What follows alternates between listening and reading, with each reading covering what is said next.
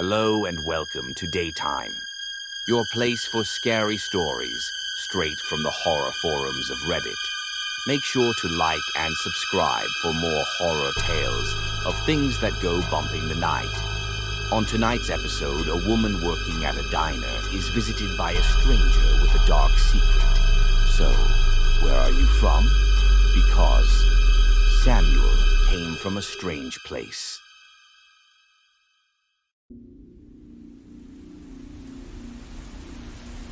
Back in 2016, I was working at a roadside diner west of St. Cloud, Minnesota. Neat little place, had a bit of a 60s vibe to it, but without the hairdo. On the slow hours of the day, or whenever we just had locals around, I'd be humming along with the chefs playing radio out of the kitchen. It wasn't an exciting time, but it was nice to have a workplace that felt like a second home. A couple of weekends a month, we had an all-night crew to serve passing truckers. You usually never had to do more than one shift, though, and we got to make own schedules. Our boss was pretty hands-off. It was during one of those shifts at the first week of early summer that my life took a turn for the worse, and I didn't even realize it. We were used to having the occasional odd customer during those hours of the day. When this guy walked in, I didn't know what to think. He was about 6'2", bald and pale as chalk. He wore this worn-out t-shirt that looked like it had been on fire. With every step, he dragged his feet and collapsed in one of our booths, seemingly exhausted. I looked back at the chef, and he just shrugged. Guy wasn't hurting anyone, but he didn't look like he was all there. But a job's a job, so I went up to him. "You all right there?" I asked. He looked up at me like I was speaking a foreign language, then sunk his head back down, gently shaking it. Nah, he said. I don't think I am. He had this voice on the knife's edge between a hysterical laugh and a howling cry. He was trembling. "You need me to call someone?" Call? "Yeah, call someone." How? I didn't understand the question. I figured he was coming down from some kind of binge, and I wasn't about to take any chances. I asked the chef to get me a side of bacon to keep the guy calm while I called the police. As I slid the plate over to him, he sunk his face into his hands, sobbing.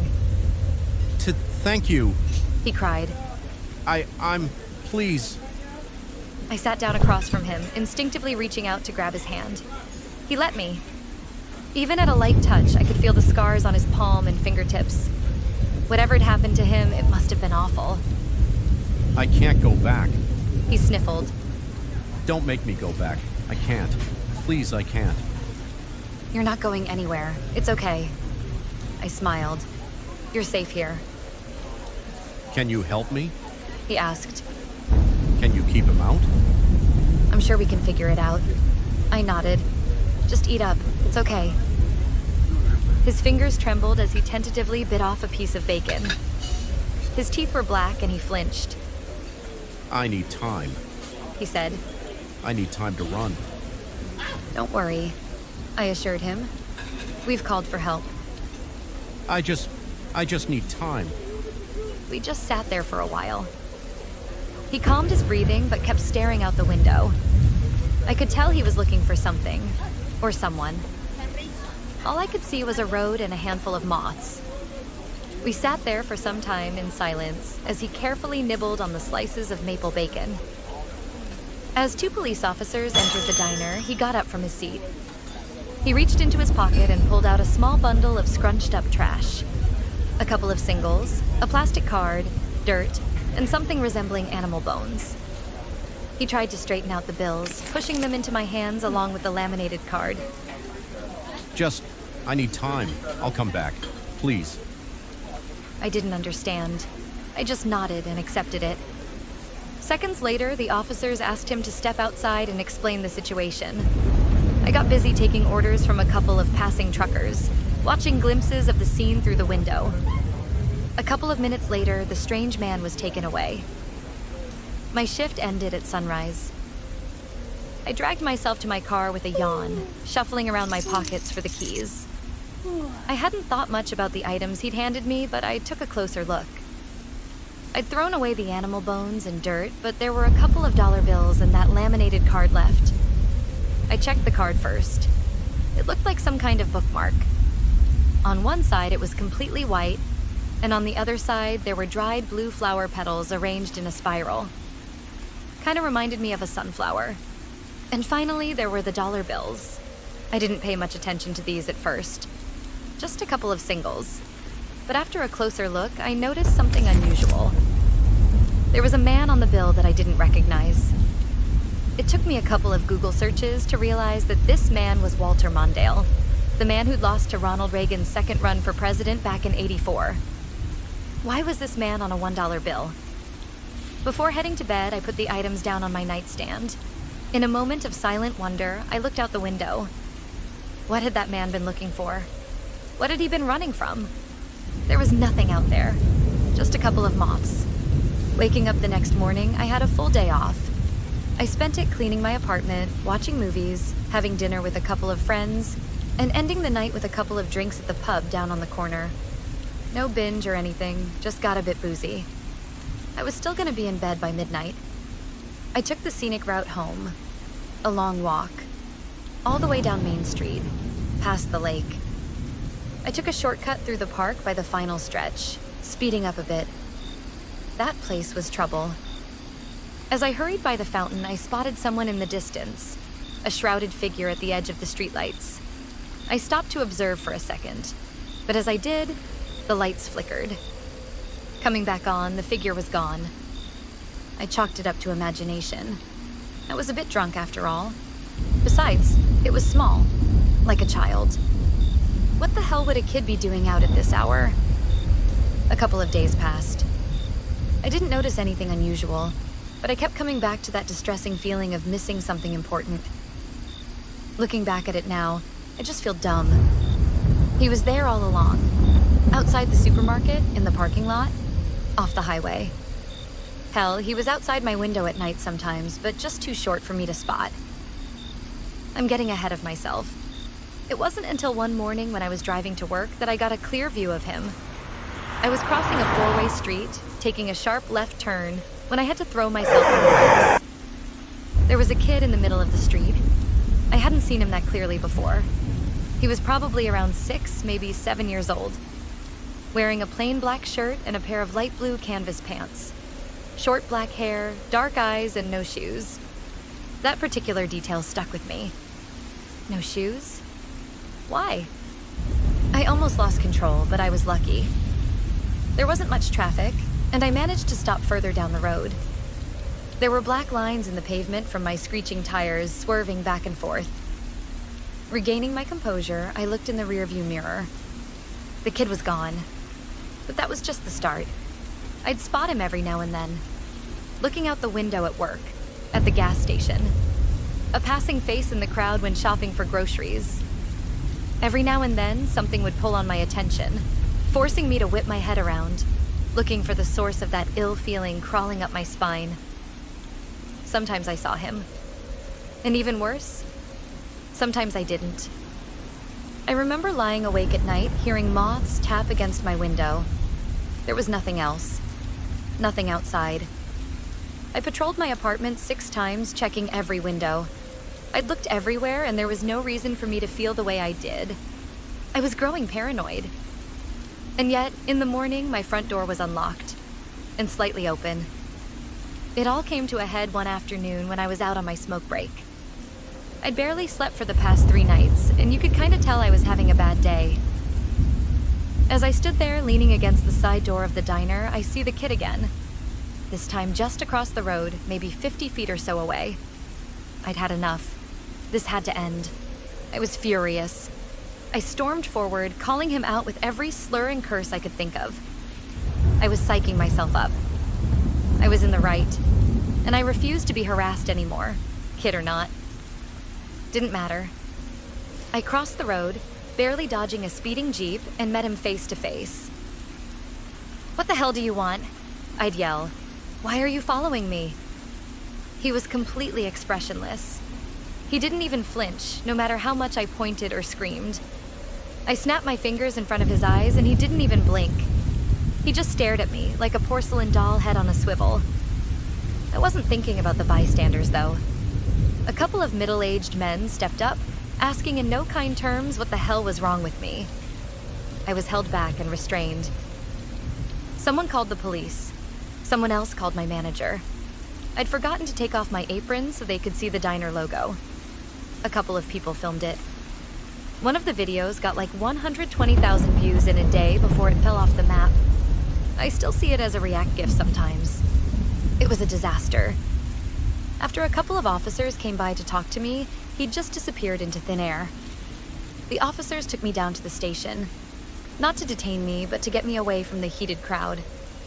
That car ride downtown sobered me up to what the hell was going on. I was being stalked by this kid, but there wasn't a living soul out there that would believe me. Well, maybe one. Maybe. I was asked a couple of questions and released within about half an hour. They told me to go home and sleep this whole thing off. That wouldn't be a problem. I didn't have a job to go back to anyway, according to the many texts I'd gotten. I had all the goddamn time in the world. I was just about to leave when something came to mind. The two officers who'd picked me up were still waiting by their car when I turned back to them. "Sorry, you picked up the guy I called in about at the diner, right?" I asked. Sure did. "You got any idea what happened to him?" The two looked at one another for a moment, shrugged, and turned to me. Didn't have any ID and gave a fake name. I think they took him to psych. Psych?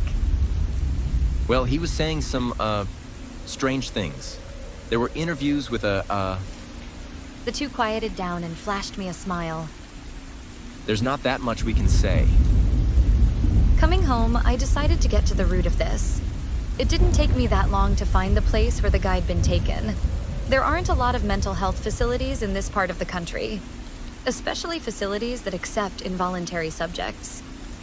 But my eyes kept drifting back to the strange dollar bills he'd given me, resting neatly on my nightstand.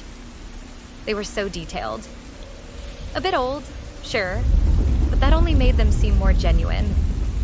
What the hell was he doing with a handful of clearly fake dollar bills? Like, what's the purpose? There had to be a purpose. That unnerved me. I managed to arrange a meeting. It wasn't easy, and I think a lot of it boiled down to the police having no idea what could make this guy talk. For some reason, he kept providing them with false information. Maybe a familiar face, for one reason or another, might make him talk. Just a couple of days later, I was putting my items in a metal bowl on the second floor at a mental health institute in the next town over. I asked one of the nurses if I could keep one of my dollar bills. Apparently, that was okay. I was shuffled through a couple of locked doors and escorted to an off-white side room.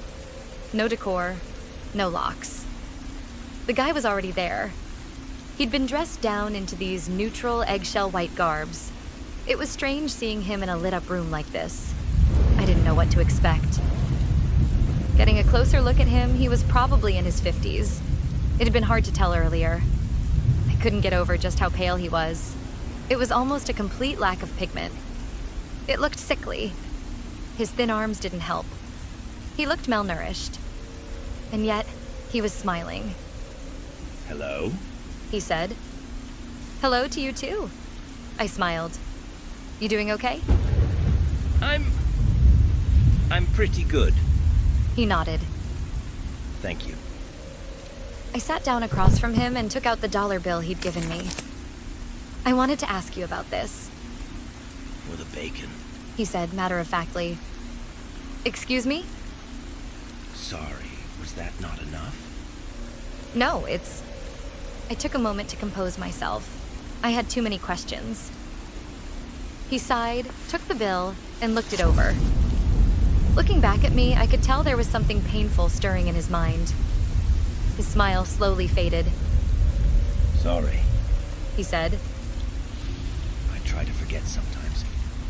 It's easier than making sense of it. "Let's start with something simple." I nodded. "Like, your name. Where you're from." Those things are pretty far from simple. He was looking straight through me, his eyes sinking back to deeper, more uncomfortable thoughts. His name was Samuel, and he was born around these parts and back in the 1970s. He'd worked as a telecommunications specialist out of St. Cloud back in the 90s. He had a wife, 3 children, and a 4-bedroom house. But That was all before, see? He explained. Then it all just... Just what? I asked. What happened? He looked at me, opening and closing his mouth, looking for the right words to come out. Nothing happened. He shook his head, trying again. It started with the street preachers. He said. Hundreds of them, marching on every city, all saying the same doomsday shit as always. World was dying, all coming to an end. I haven't seen anything like that. Then there were storms. He continued without skipping a beat. Some would last for weeks, others longer. Entire cities would be flooded or torn apart. Earthquakes causing monster waves along the east coast, sending shockwaves all the way to mainland Europe. Then, Yellowstone. Yellowstone? Yeah. He nodded. Lights out. Samuel was painting this apocalyptic vision of a world undone. Catastrophe after catastrophe. Hooded people marching the streets, screaming for the mercy of a mad god. But there was more to it. Then things stopped making sense. It's as if the rules changed. He continued. Roads would stop leading home.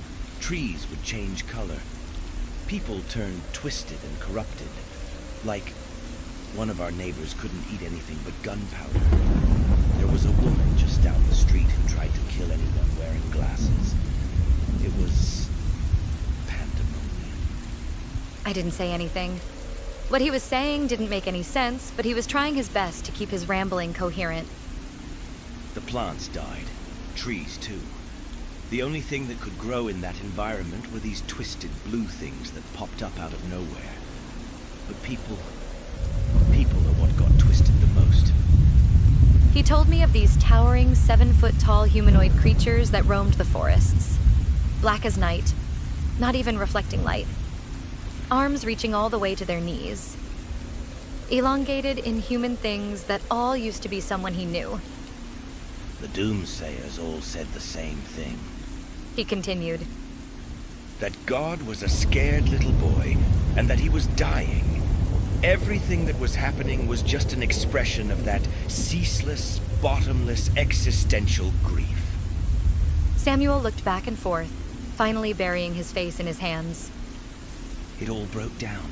Roads stopped leading anywhere. No power, no water. Julie changed. Ollie changed. Toby made himself a mask and wandered off into the woods.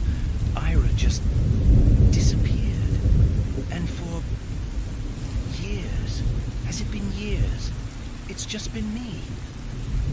But you're here now, I said. And what you're describing, it didn't happen. It happened. He insisted. Just not here, but here. He tapped his finger on the $1 bill. Somewhere, somehow, I must have taken a wrong turn. I slipped through something broken and now I'm here. And he's coming to bring me back. He doesn't want anyone to leave. Who? Just... He chuckled. Just a sad little boy who's been told he's going to die. I didn't know what to say. I just sat with him for a while, holding his hand. Before I left, Samuel got up from his chair. He looked at me, forcing himself to smile. If I go back, I'll try not to be like them. I'll try, and I'll be the one to say something. He let out a painful little laugh, shaking his head. Maybe just a hello. I left that day with more questions than answers. I couldn't picture the world he'd lived through. Then again, how could it be true? None of it had happened. But what was he gaining from lying about it? That was the last time I saw Samuel. A few days later, he went missing, as if he'd disappeared into thin air. I didn't know what to think of it. There was nothing on the cameras. No one entering or leaving the building. No quick escapes, no clever plans. He'd just walked into his room and disappeared. Nothing left but a couple of moths fluttering about. And for a while, that was it. That was the end of the story. I got busy looking for a new job, and all the little items given to me by Samuel was put away into a little box in my glove compartment. Life soldiered on, and no matter how many questions I had, there was no one around to answer them. Even the strange kid that had been following me was, seemingly, gone. A couple of months later, I was driving home from a friend's place. I stopped at a four-way street, waiting for a couple of trucks to pass, when there was a knock on the passenger side window. I almost choked on my own spit. Scared me half to death. Looking out, I could see that kid again. I hadn't seen him for some time, and I quickly bounced between curiosity and downright anger. "What do you want?" I yelled out. There was no response. Instead, the door just opened. It had been locked. As he opened the door, he pointed to the glove box. "You want his things?" I asked. "Is that it?" He nodded. I wanted to lash out, but there was something telling me I shouldn't. Instead, I reached over, opened the glove compartment, and pointed to the box. "Just take it and leave me alone," I said. "Get it over with." He reached in and grabbed the box. So much effort for a couple of mementos. I turned my head back to face the road. The kid backed out, but of course I had to get the last word in. "Not even a thank you, huh?" That made him pause. He looked at me, tilting his head. As he opened his mouth to speak, a moth fluttered out. Then another. And another. Then darkness. What happened next is hard to describe. My memory of it is fragmented. It's like trying to watch a buffering video, where long stretches of it are just nothing. But you know something was supposed to happen in between. Blink. I was sitting in my car. There was a dark blue sky. No clouds, no stars. Figures in the distance. An open field with blue flowers bending to a howling wind. A powerful stench of ammonia stinging my nostrils. Something to my immediate left, ripping the car door straight off the hinges. Blink. Running. Ruins of a town. It seemed familiar, but there was barely anything left. My leg was bleeding. I was being followed. No matter where I turned or where I ran, I seemed to end up at the same intersection. Blink. A 3-story building brimming with life. Glimpses of arm-long antennae through the broken windows. Clickety-clack of bursting wings tapping against crumbling concrete. A loud warning shriek as something rubs its legs together. A call for prey. Blink. Hiding in a tipped-over trash container. The rain has stopped in midair. Raindrops held in indefinite suspension. I suck water drops out of the air to quench my thirst. My hands are shaking from the blood loss. Countless little images. Some in order, some not. I have no idea how much time passed. In the moment, it must have been much longer than I can remember. Days. Weeks, even. There's no way to tell. Blink. Walking through a barren field. It feels like walking through a dead forest, but there are no trees. Only those willingly impaled and wailing. Blink. An abandoned booth by a broken highway. A sign offers phone calls in exchange for real teeth. There are 6 sizes of pliers hanging on a wall within. All are bloodied, even the small ones. Blink. The church that had burned down the night before had reappeared. The people inside, too. They couldn't leave. Tonight, they would burn again.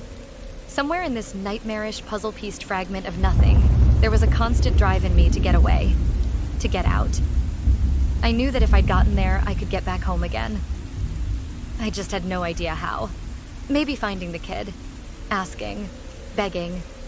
Something. The last fragment of memory from that space was being cornered in a cellar. They were banging on the door. I tipped over a wardrobe to keep them out, but they weren't going to stop. They were never going to stop. I couldn't let them kill me again. Not like that. One of the changed ones were coming. I don't know what that means, or how I know the name, but I knew of it. There was a mirror, and I could see the signs. It stepped out. 7 feet tall, black as night. Elongated arms and neck. Barely a body at all. Just a void space vaguely shaped like the remnants of a person. Except this one felt familiar.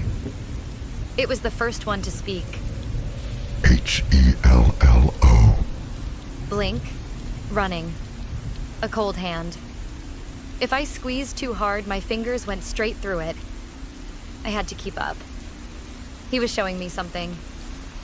Blink.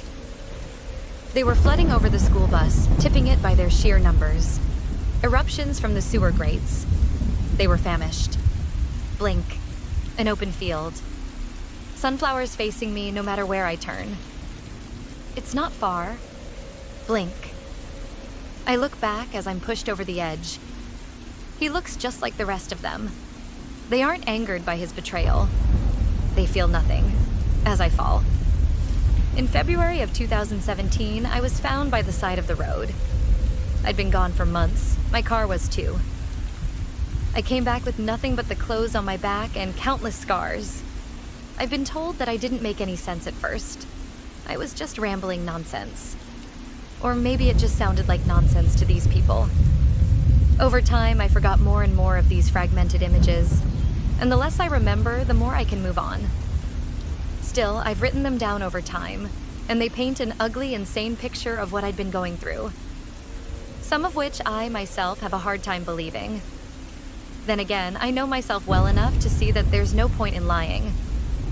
I haven't seen Samuel, or that strange kid ever since. I think this is all over for now. There's nothing left for me to give.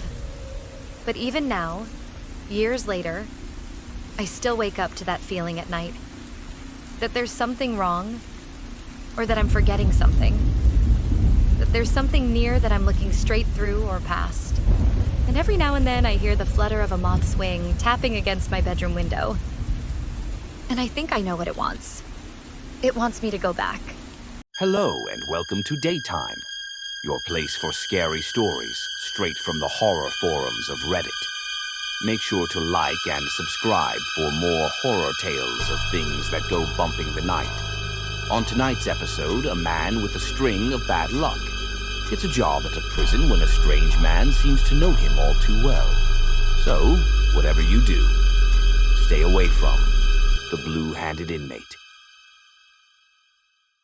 A few years back, I had the worst streak of bad luck in my entire life. My dad, my one living parent, got run over at a pedestrian crossing. My fiance left me, I lost my job at the warehouse, and I had to move to the outskirts of town because of a sudden rent spike. My one stroke of good luck was my friend Garrett.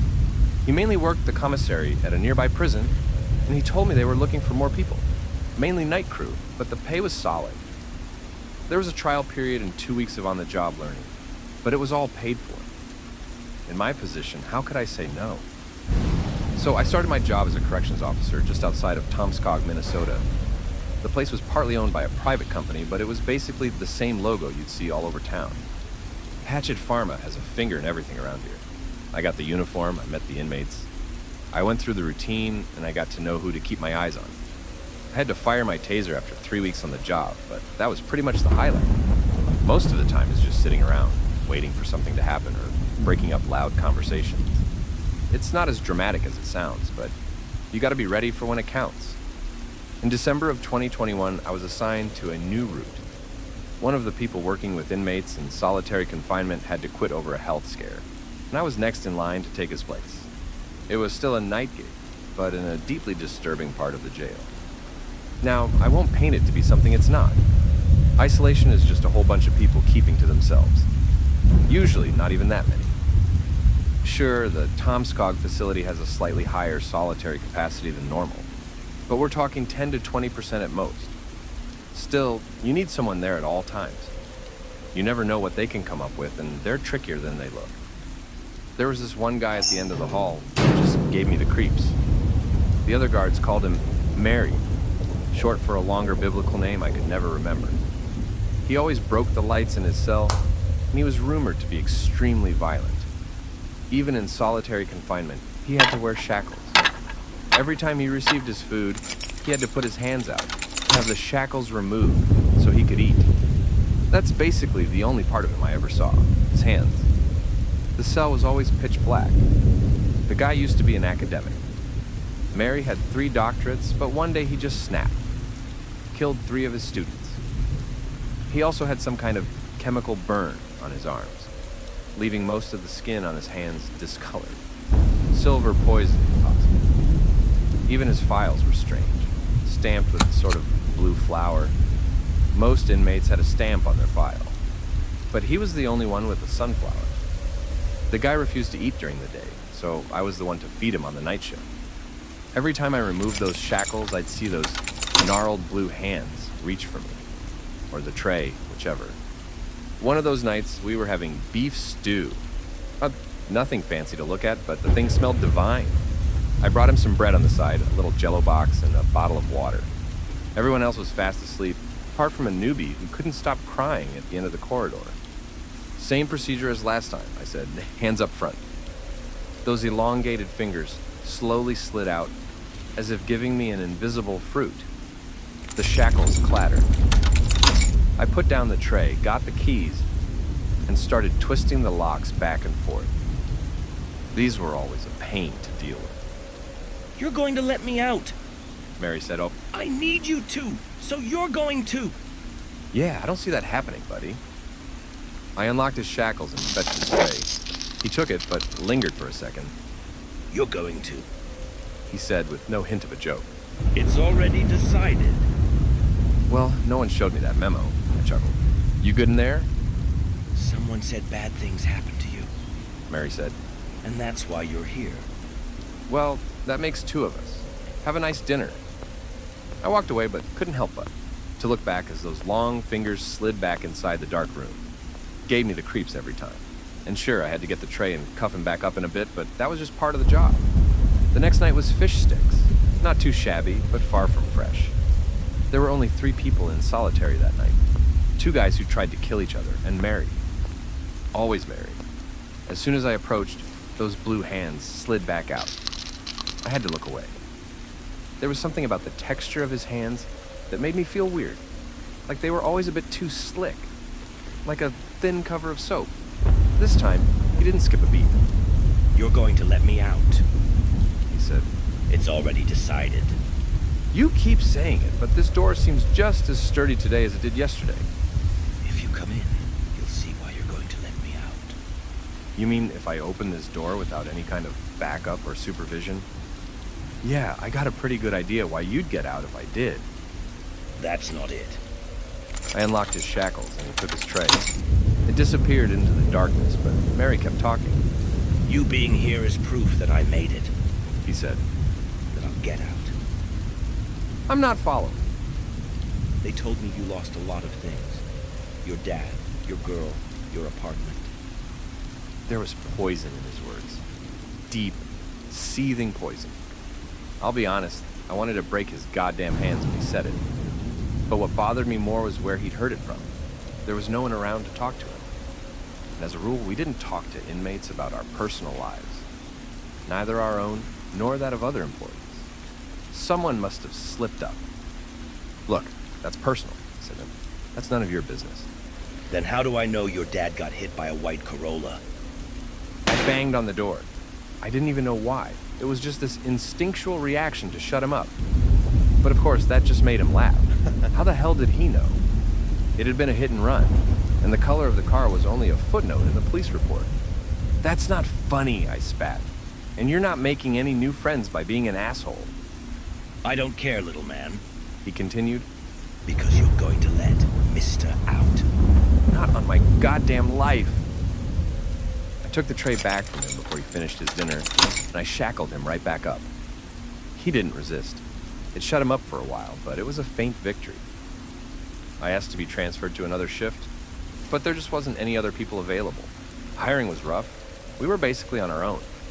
If we lost one person to sickness, we'd be shit out of luck at that point. So, no, there was no option to switch. It couldn't be done. I didn't want to go back to Mary. I really didn't. I didn't know who was talking to him, and I didn't like what he was saying. I'd checked and double-checked, and there was no mistaking that white Corolla. It had gone 60 on a 30 bias street and killed him on impact before disappearing down a dirt road. The thing was just gone. Police said it might have been deliberate, that it was too fast to be an accident. and in my mind's eye, I could see blue hands on the steering wheel.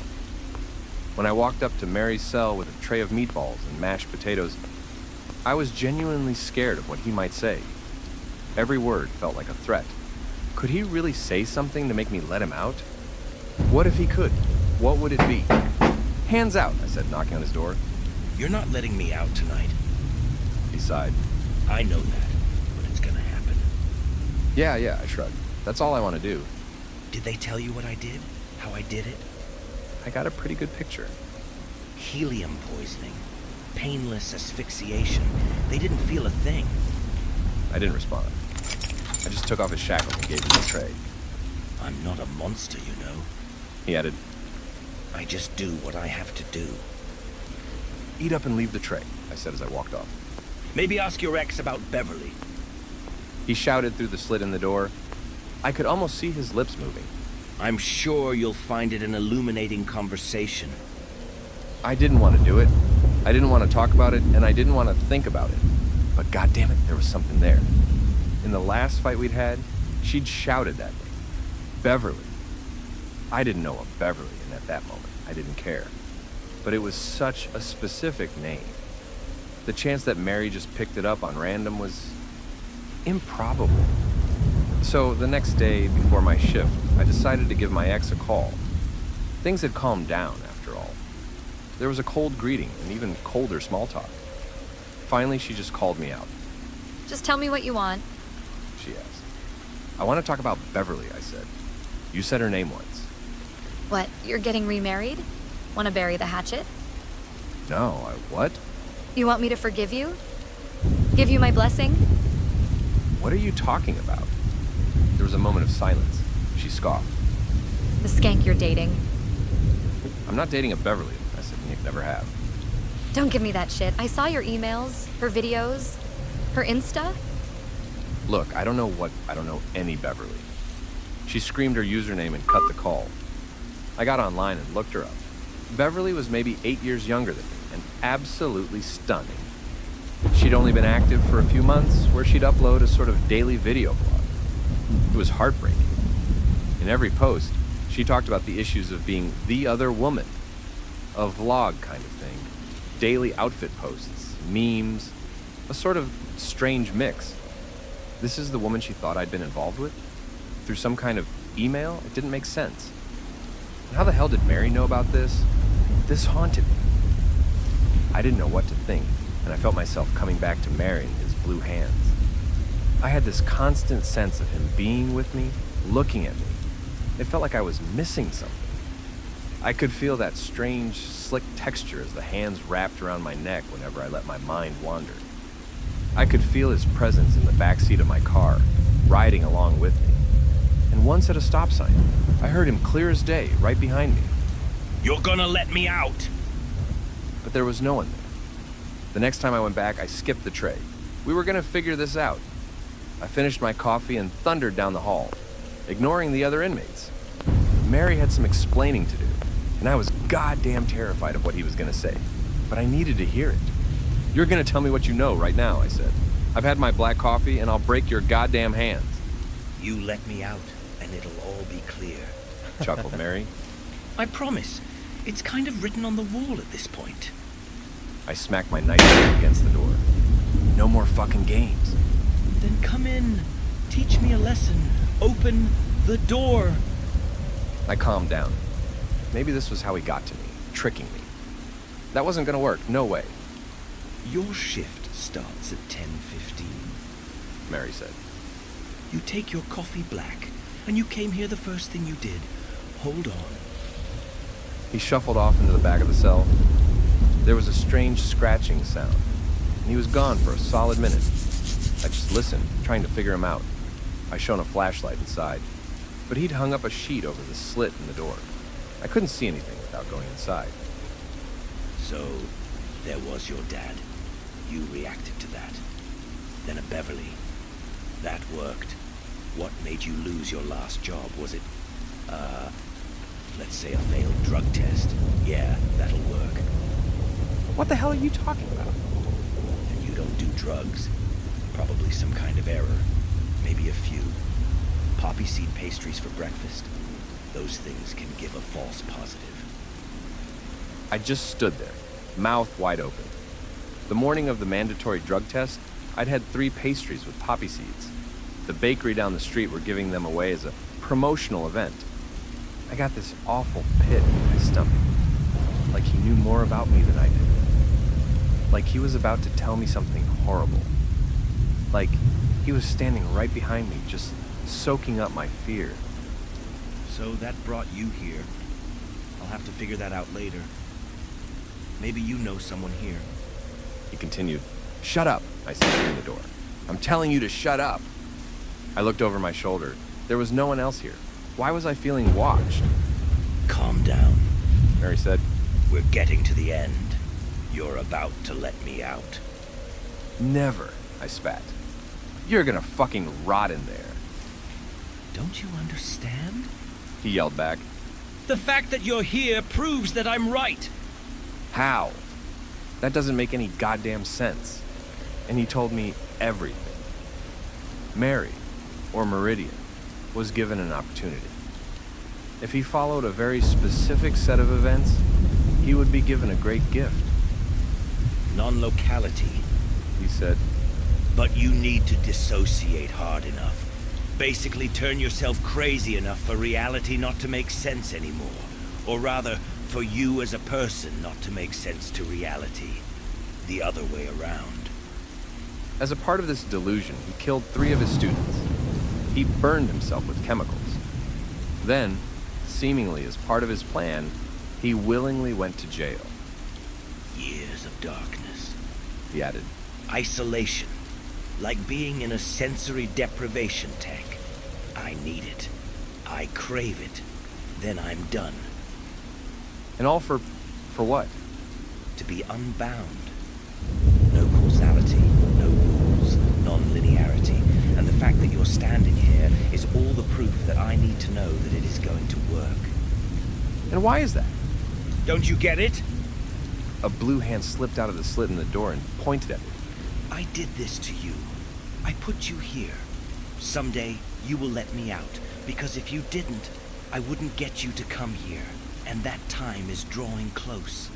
I don't need this darkness anymore. I feel it. I'm done. That's impossible, I said. That's literally impossible. Then why are you sliding down the wall? Feeling sleepy?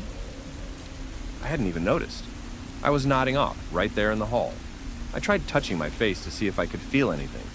Did you? Yes. Mary said. I drugged you. I couldn't have if you hadn't told me about the black coffee, but now that you did, I could. It's on the list. It's all on the list, and what's on the list is going to happen. I don't understand. Imagine you could travel through time. He chuckled. Not today, but someday. And you promise yourself that you're gonna put a rose outside your door on this very day, in this very present.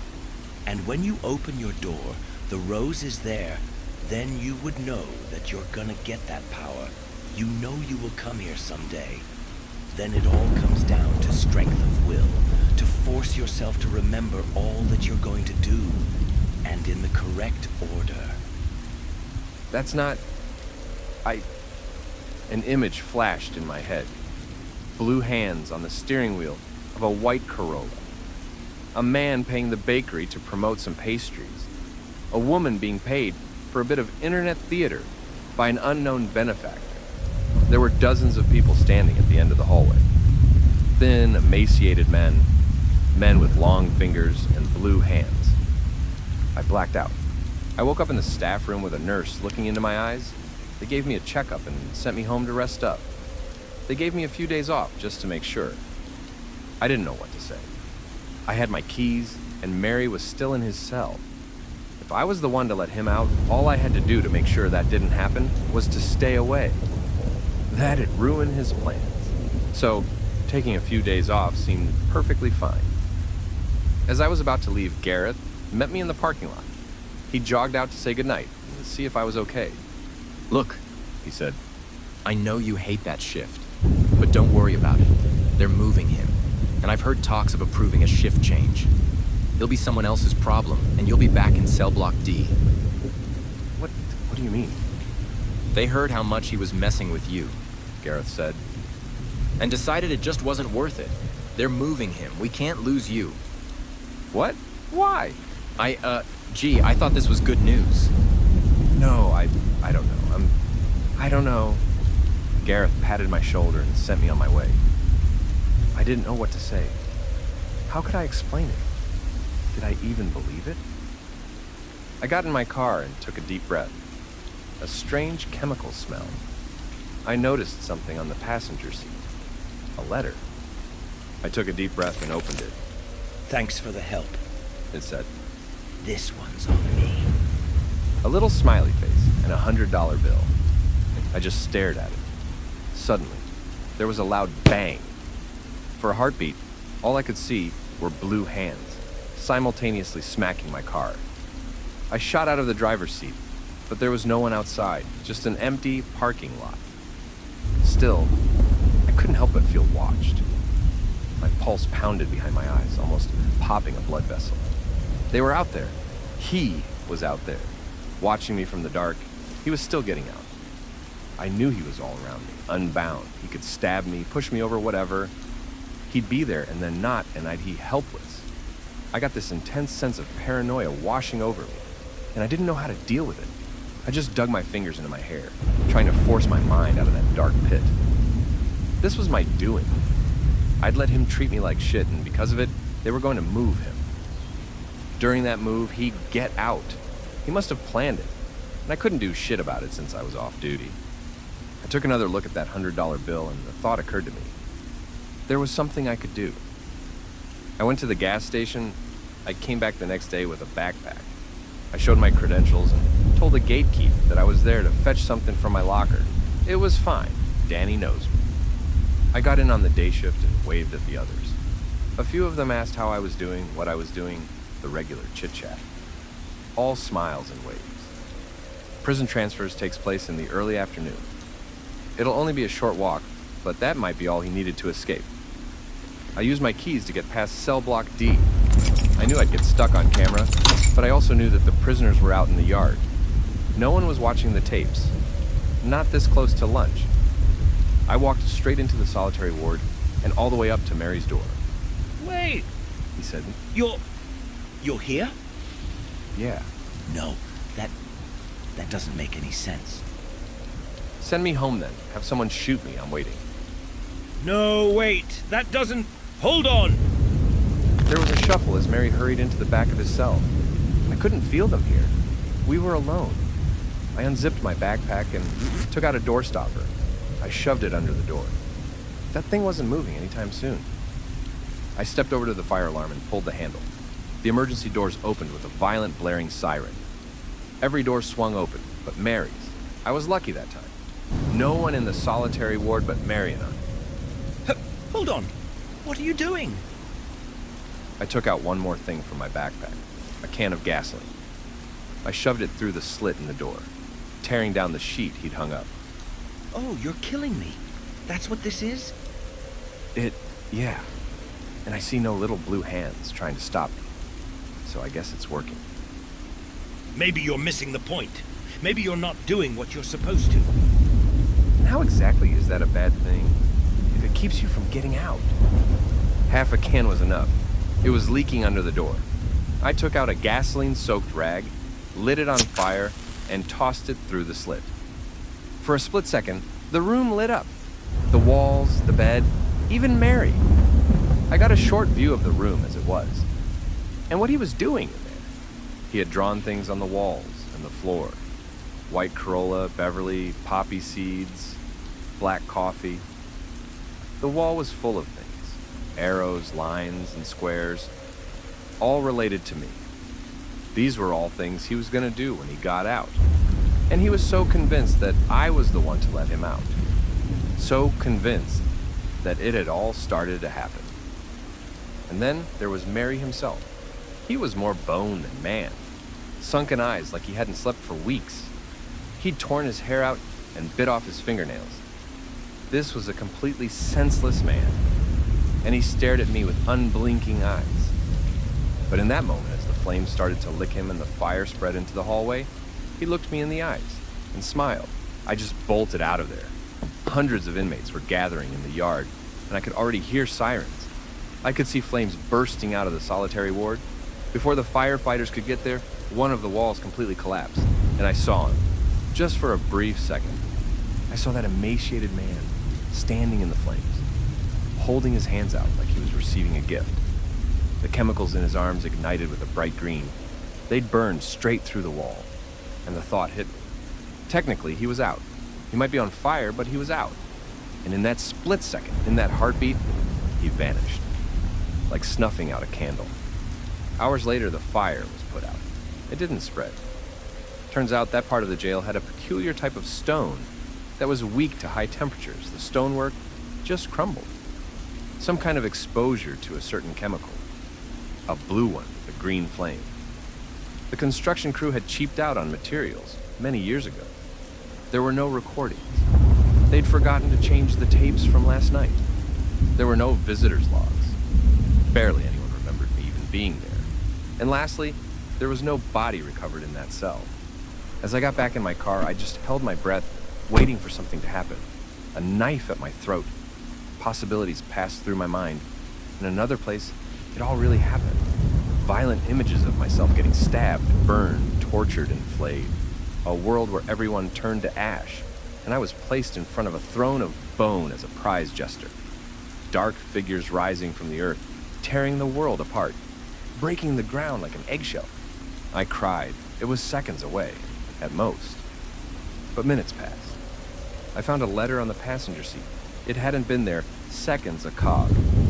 It took me a solid 15 minutes to work up the courage to open it. You got me out. It said with a smiley face. And there was another $100 bill. Hello and welcome to Daytime, your place for scary stories straight from the horror forums of Reddit. Make sure to like and subscribe for more horror tales of things that go bumping the night. On tonight's episode, a man taking time off to himself is visited by a swamp monster. So, have you been fishing? And have you seen Melonhead?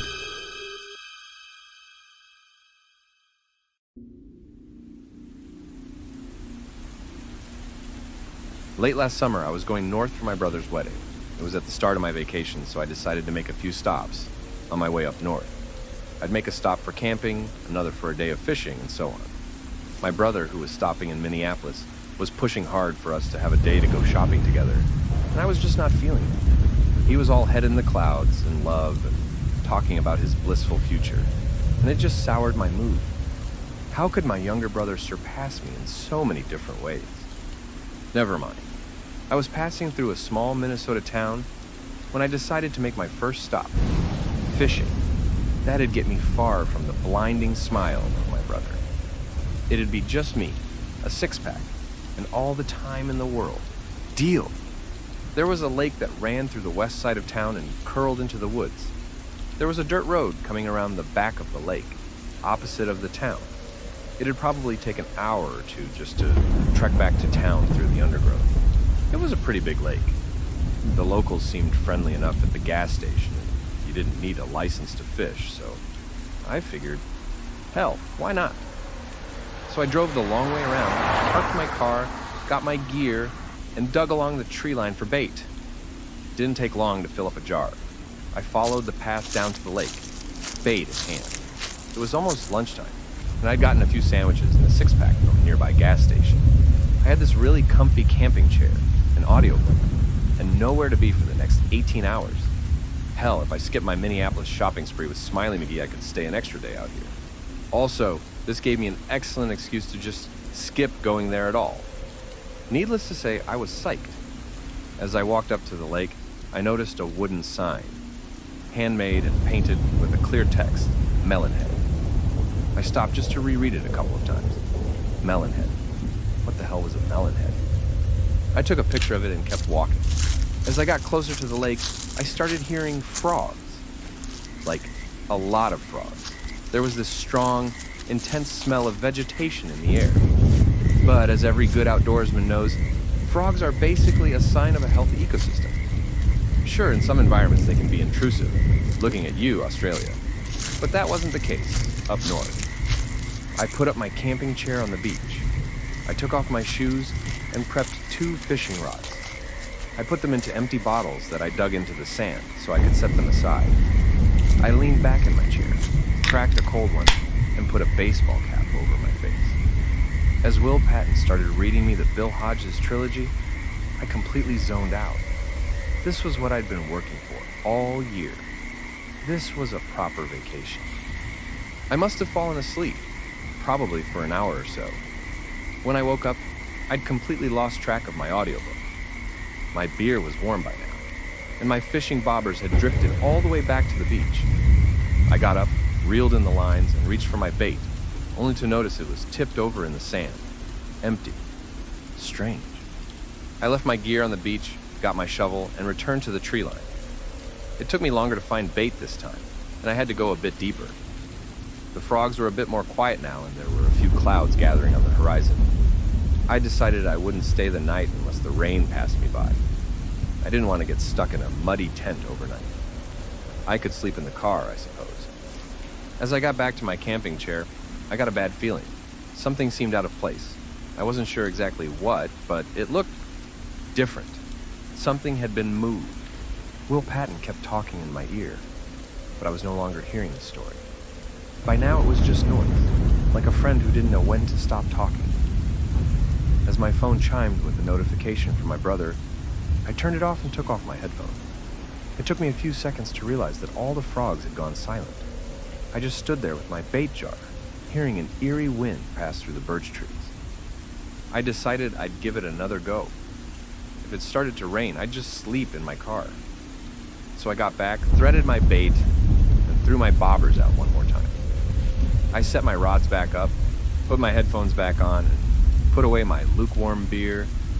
As I brought up my phone and started rewinding the audiobook, I noticed a ripple on the lake. Not a big one, but a noticeable one. Probably fish breaching the surface. Maybe this wasn't a lost cause after all. Just a few minutes later, the first bobber dipped under the surface. It immediately came back up, but now I knew that fish were biting. Moments later, the second bobber dipped. I held my breath, waiting to see the bobbers dip for real. There were fish there, it was only a matter of time, but minutes passed and I got a strange feeling.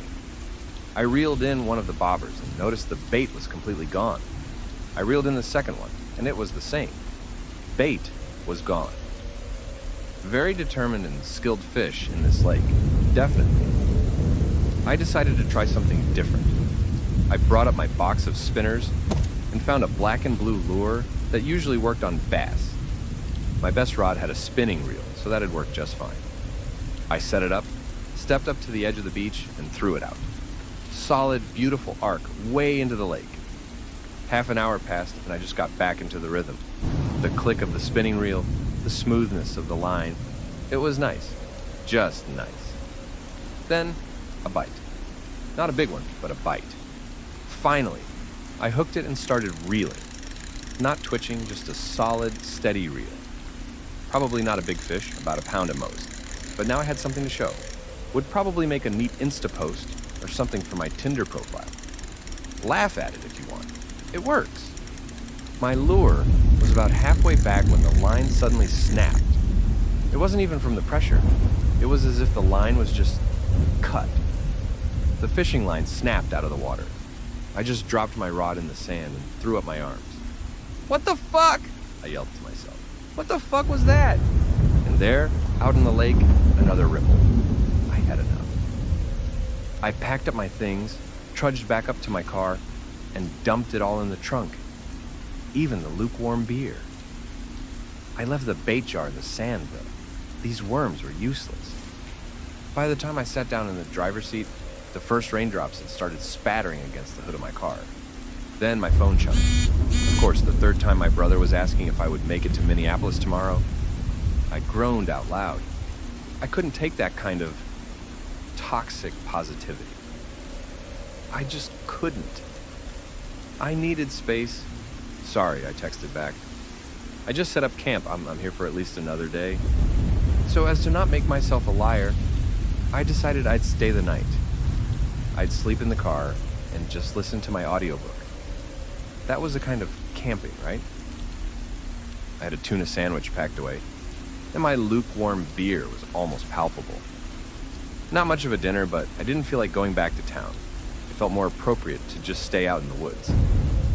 I put my headphones back on, turned off notifications, and let Will Patton creep back into my mind. As the clock crept later and later, my lukewarm beer was running out. About 9 p.m., after a long nap and checking my YouTube subscriptions, I had to take a bathroom break. The woods had gotten really dark really fast. I didn't have to go far, so I just stepped out into the forest and did my business. For a moment, I just stood there, breathing. I could see the lake from there, and I noticed another ripple. It was bigger this time. I zipped up, walked back out on the dirt path, and took a second look. There was something in the lake. Nothing big, but something round, about the size of a basketball. I got back in my car and updated my Instagram. I was a bit pissy about not getting the fishing picture out of this trip, but hey, at least I got a picture of that weird sign. Maybe someone out there knew what it meant. So I took another look at the picture. I noticed two things. One, that round thing in the water can be seen in the background, down by the lake. Two, there's a small spatter of color at the very top of the sign.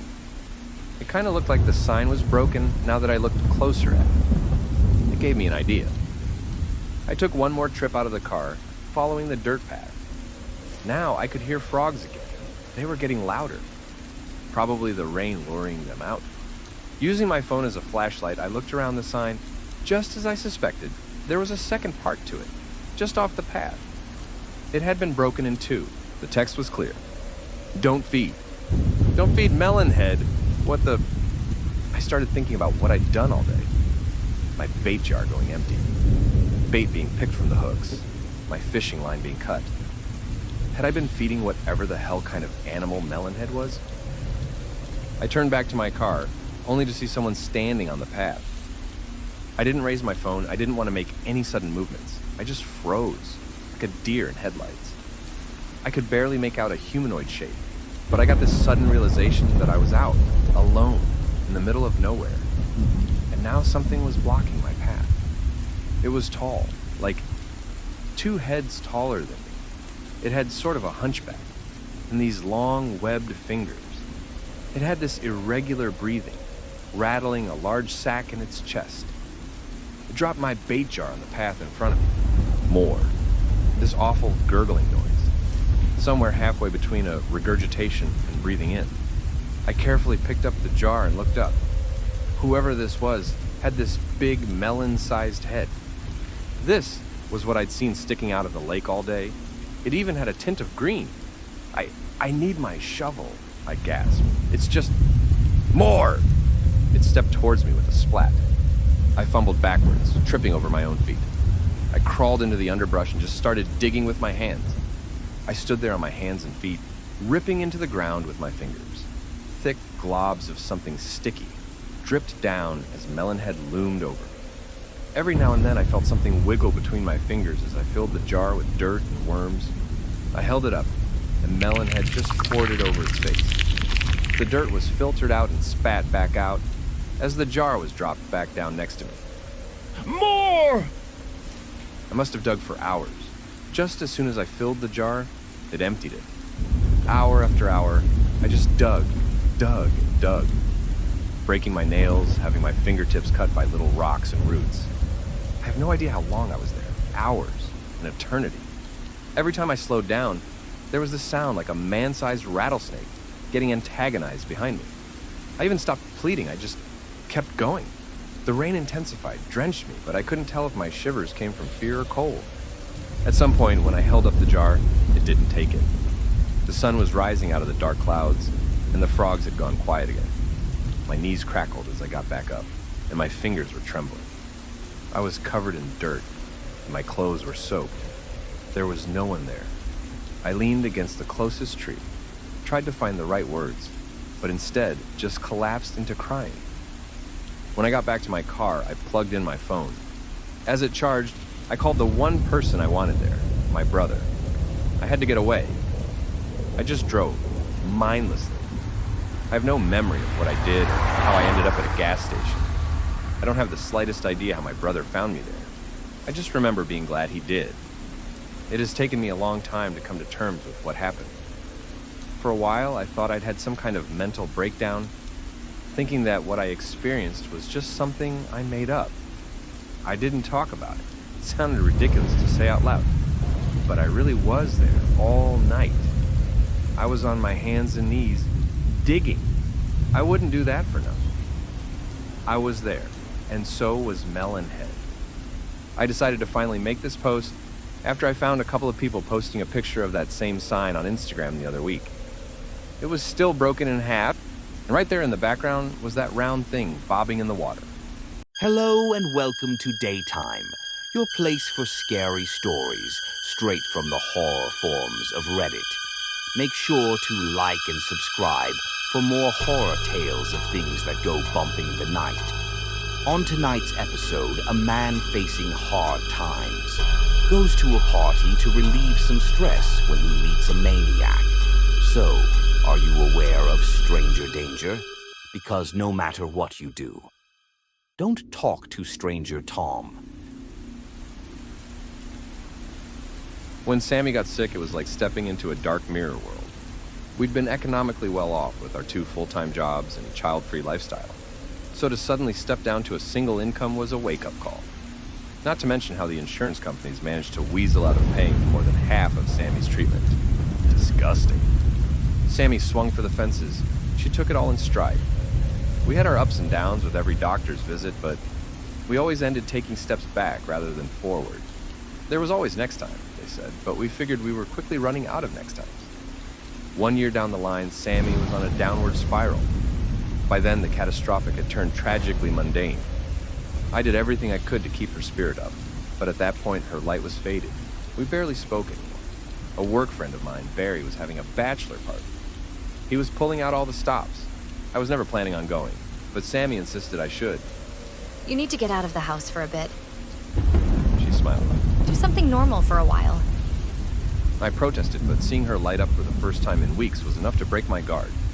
She was so happy to see I still had friends out there. How could I say no? I agreed to be the designated driver. I wouldn't be gone for more than a day, and I'd just be a phone call away. Sammy didn't seem to need that kind of reassurance. It was mostly for me. This was in November. Barry was having a December wedding and wanted all his pals to come along for one big night.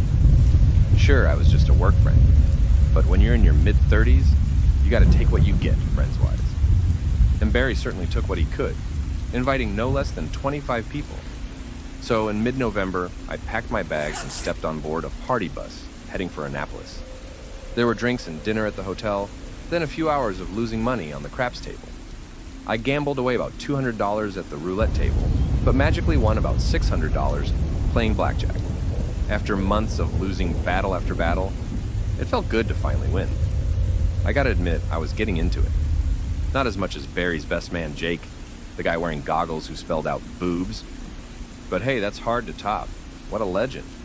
Once it became apparent that there'd be no need for a designated driver, I just went along with it. 5 shots of mint schnapps later, and I started feeling a bit guilty.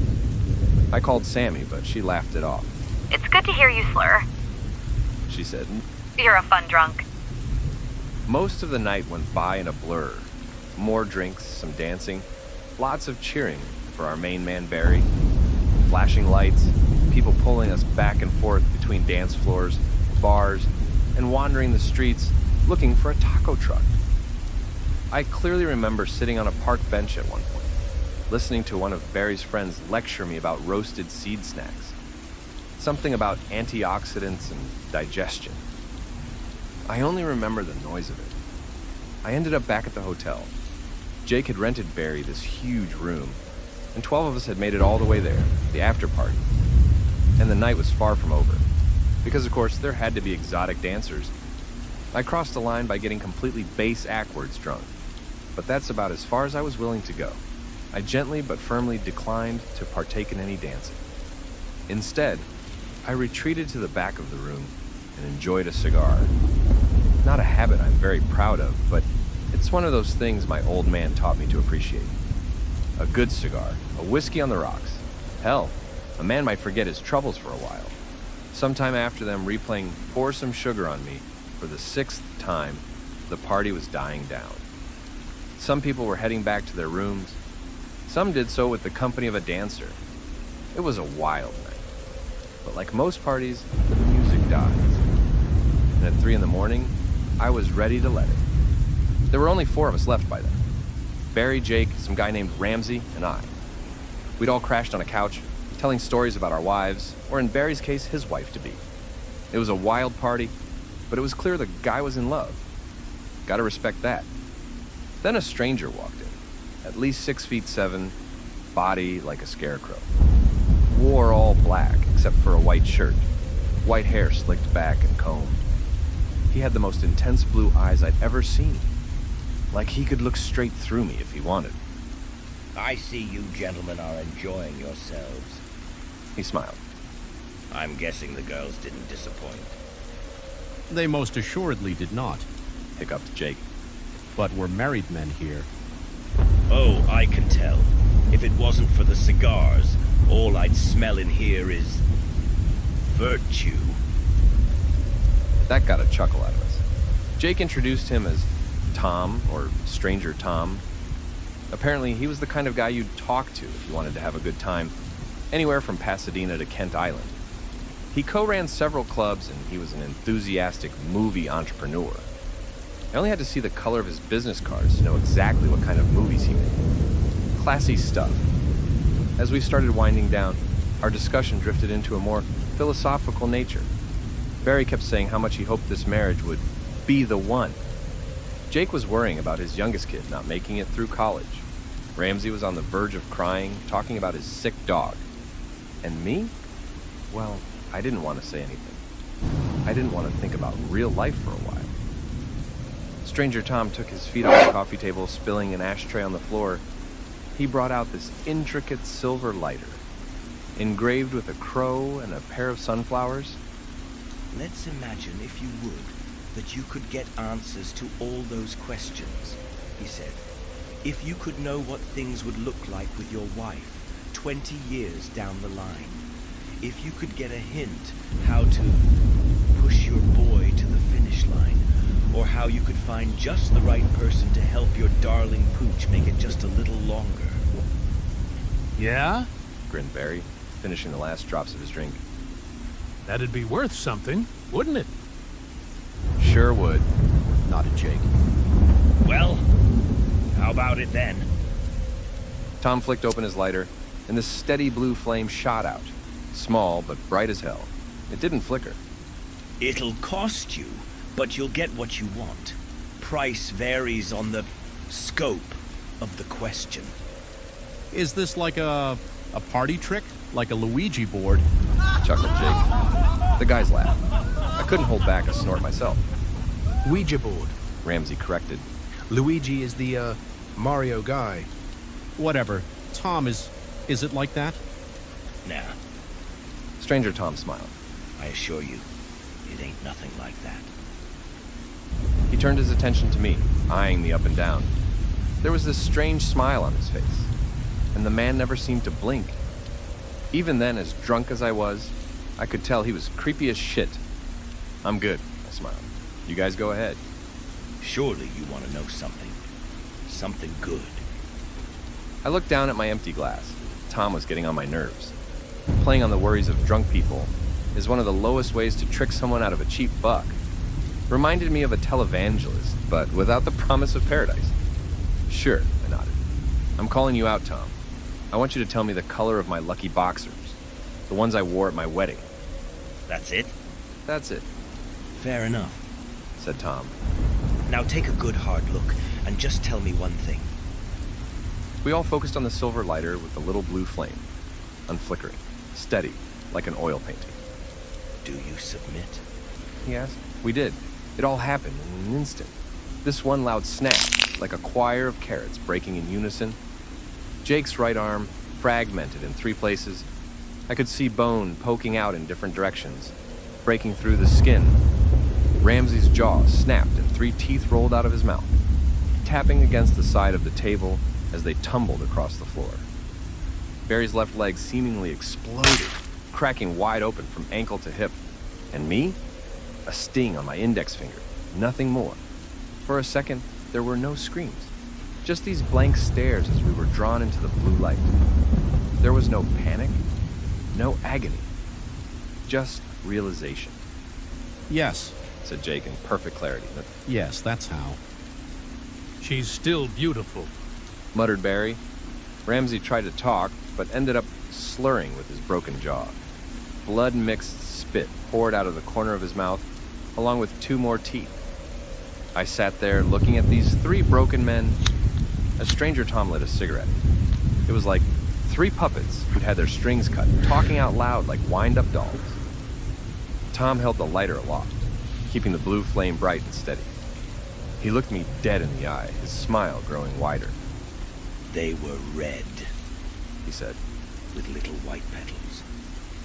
He closed the lighter, and our collective consciousness went out, along with the blue flame. Waking from a dreamless sleep, I remember screaming. It stank of blood, and I could see dark brown spots across the floor and furniture. There were 2 EMTs giving Barry chest compressions, and someone lifting Jake out of his chair. Ramsey was nowhere to be seen. It was bright outside. Someone was trying to get me out of my chair. Make room. They yelled. Get out. Is he dead? Oh my God, is he dead? I leaned against an unknown hotel staffer as she helped me out of the room. The second I was out, the hangover and chalk buckled me over. I hurled all over the carpet. The hallways were covered in confused guests as a flurry of people rushed past me. I only caught a glimpse of Barry's arm. It was white as snow. I had nothing but a bruise on my index finger. It was chaos. EMTs running back and forth, screams in the hallway, in the rooms. Someone just kept yelling, "What's wrong with Barry?" over and over again. My heart was beating so fast that I could barely hear it. Stranger Tom had been absolutely right. My lucky boxers were red with white petals. I got them for my wedding day. They always managed to bring Sammy a smile. They were just this bright reminder of happier days. So of course they were lucky, but I couldn't stop staring at my index finger. I'd asked a small question and paid a small price. Was it that simple? Was it real? Really real? Barry's fiancée promised to inform us as soon as she heard something about his condition. One of the other guests offered me a ride home. One by one, we left the town in silence. All the while, I couldn't stop thinking about that tall man with the silver lighter. By the time I got home, Sammy had already heard the news. She hobbled all the way to the front door, almost dropping her cane as she flung herself at me. I wrapped my arms around her, feeling a tinge of ache in my finger. Thank God you're okay. She sobbed. They said it was an accident. I didn't want to worry her. She had so much on her mind as it was. I don't know, honey, I lied, kissing her head. I was out cold. The next few weeks, I got a lot of updates. Barry had started to recover.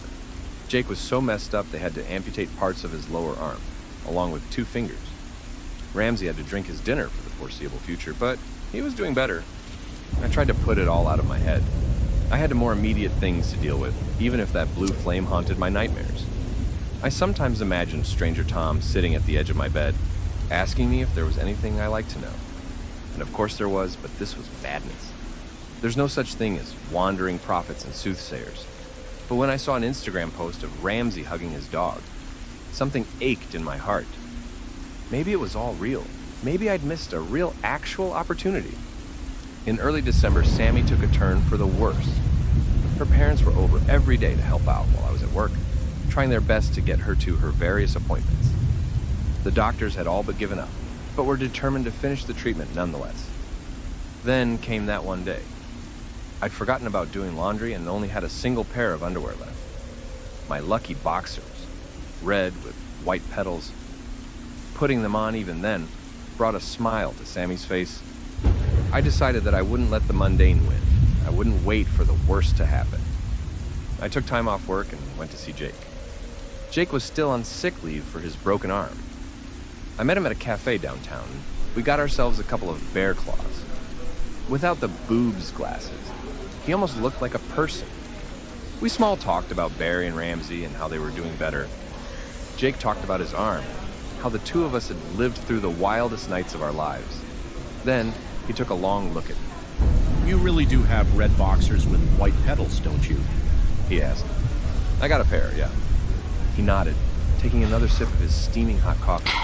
He looked out the window with a sigh. My boy is doing better, He said. Turns out he's got an eye condition, gave him migraines. So he's doing better? Night and day, Jake smiled. it's nothing short of a miracle. There was a pregnant pause as we just nodded at one another, drinking our coffee. Finally, I bit the bullet. Jake, I'm gonna need the number to Stranger Tom.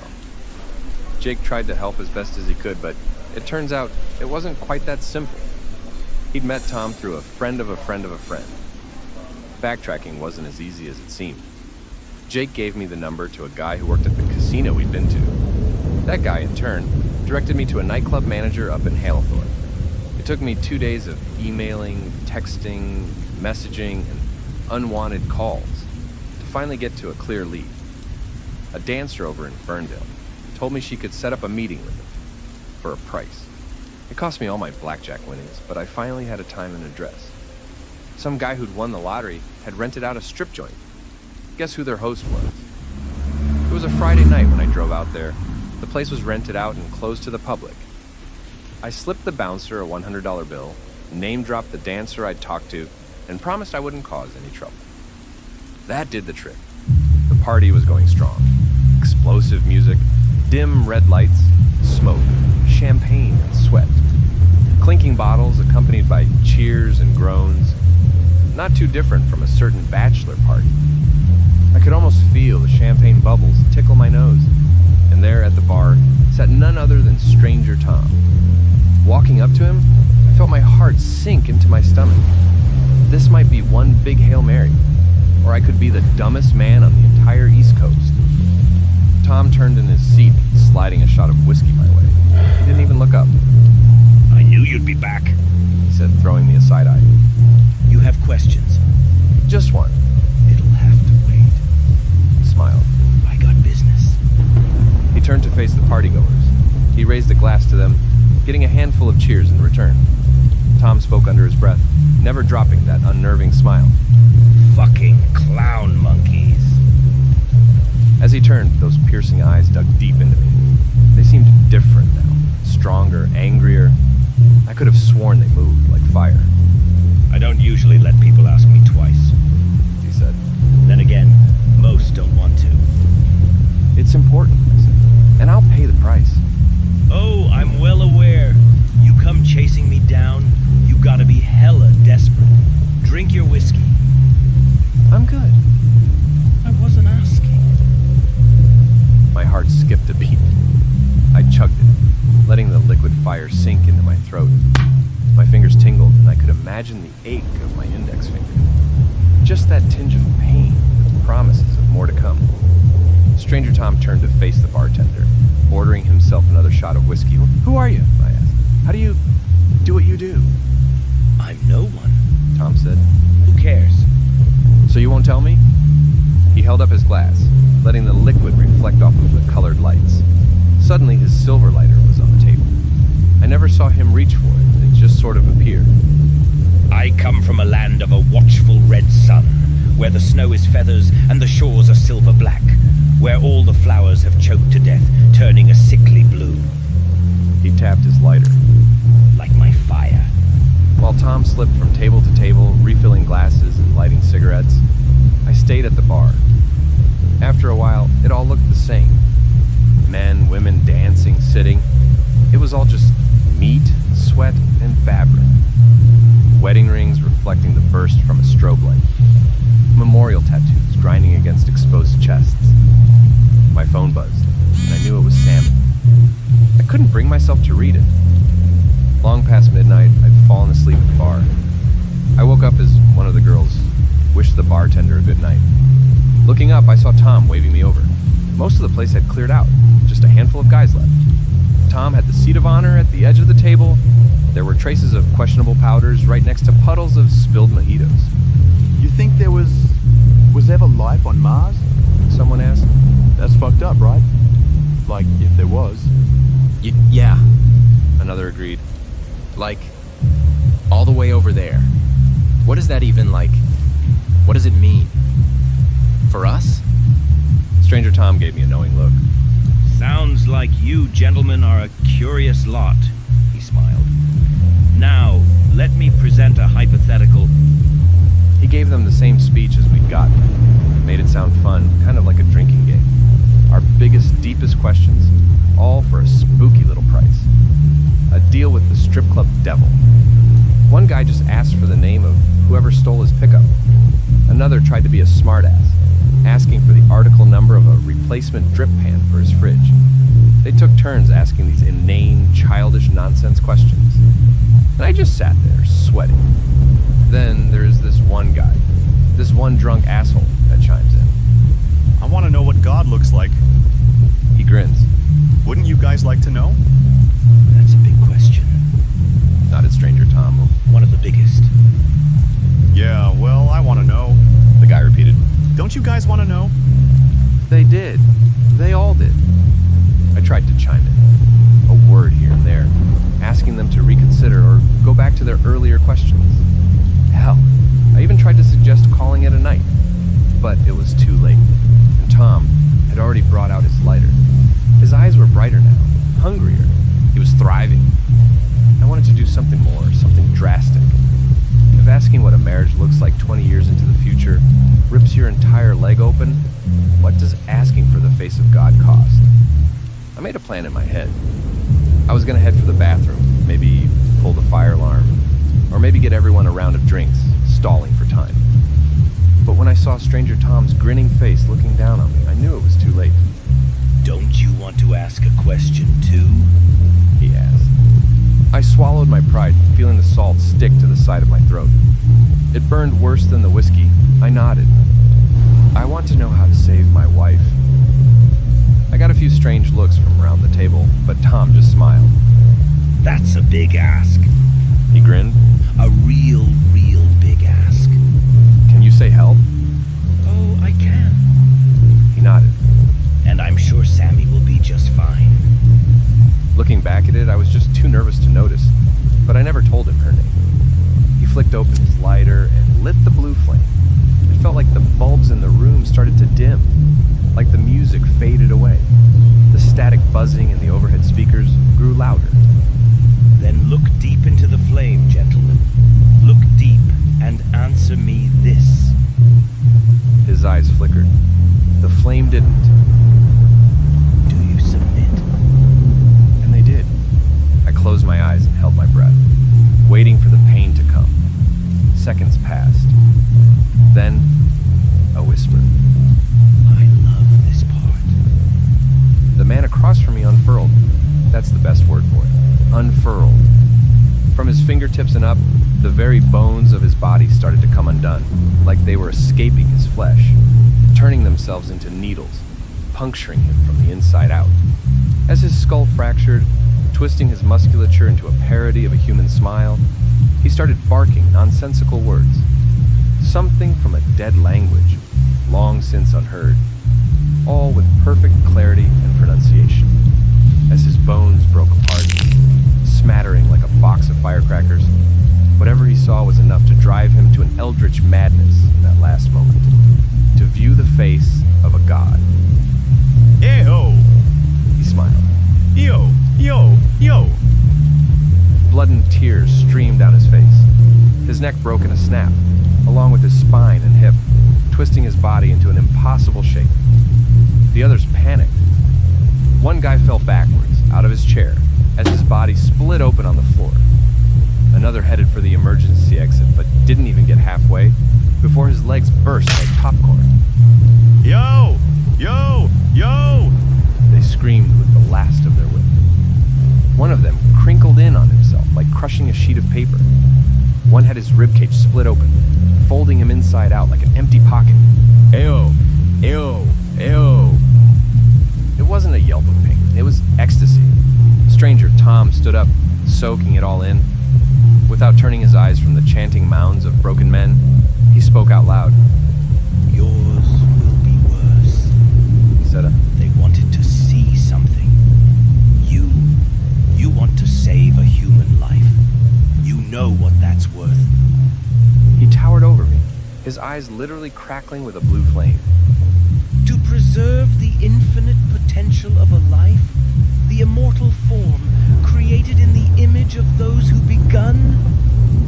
He laughed. He laughed like it was the best joke he'd ever heard. He laughed until there were tears streaming down his cheeks. You're going to suffer so many times over. He held up his lighter and put his finger on the lid. Thank you. He smiled. Click. Images rushed past him. A beach of silvery black. White feathers falling from a clear sky. An endless, waveless ocean. And above a bloodful, lidless eye, ever peering into the cracks of our being. Bending the world, growing larger in my mind, sucking into a thoughtless everything. Yo. Yeah. And at the end of a breath, the answer was clear to me. I'd had the cure all along. A few weeks down the line, Sammy was going to make a miraculous recovery. After 100 steps backwards, she was finally taking a step forward. It was bound to happen. It was always going to happen. Her hair and smile would grow back, and by spring she'd be sitting next to me feeding ducks at the pond. And now I was going to die for nothing. I came to being held aloft by Stranger Tom. He panted like a hungry dog, his eyes fully blackened, with blue embers flickering impossibly deep in his skull. His teeth had grown sharp and predatory, revealing a white maggot-like tongue. He snickered with anticipation, staring into me. No, I stammered. No, it's not. The last chance of EO had died, reduced to a single wheezing cough from the final man with something that could resemble a face. Stranger Tom's smile faded. He turned his head to one side, frowning. You're not saving her, are you? No, she's going to make it. On her own. God fucking damn it! He grasped my neck with one hand and threw me to the floor. I tried to fight him off, but it was like pushing on an oak. I was looking forward to that one. I'm aching for it. He groaned. And I get nothing. Just let... No. He spat. I'm not getting much, but I'm gonna savor this. He let me go and stepped back. 100 thoughts rushed through my head. Pleading, cursing, crying, screaming. It all just turned into this whining noise, meaning nothing and everything at once. Tom bore down on me, furious. Give me what you fucking owe. Then a crack, and darkness. People tell me the place went up in flames. I think he set the fire, possibly to cover the tracks. It was easy enough to blame the partygoers. They didn't particularly care for fire safety. I remember swirling smoke moving overhead as someone dragged me by the legs. And in that moment, that infinite second between life and death, I could see it. That big red eye in the sky, peering down at us, infinitely far away and enveloping us at the same time. Ew. Ew, ew. For those who ask, I was just going to a party I'd been invited to. That's the official story. There was a fire and a beam fell, gave me a minor spinal fracture, and knocked me out cold. Few know that the fracture came long before the fire. The most magical irony of this whole story was just a few months ago. I was in bed waiting for the pain meds to kick in, and Sammy was waiting for me by the door. Can't sleep all day. She smiled. We got ducks to feed. I wanted to share this in the faint hope that it prevents a tragedy to someone, somewhere. He's still out there, lurking at the edge of parties, listening in on drunken songs, waiting for his time to strike. When that lapse of judgment is just right, it really makes sense for the most basic of advice to help us, even now, to never ever talk to strangers.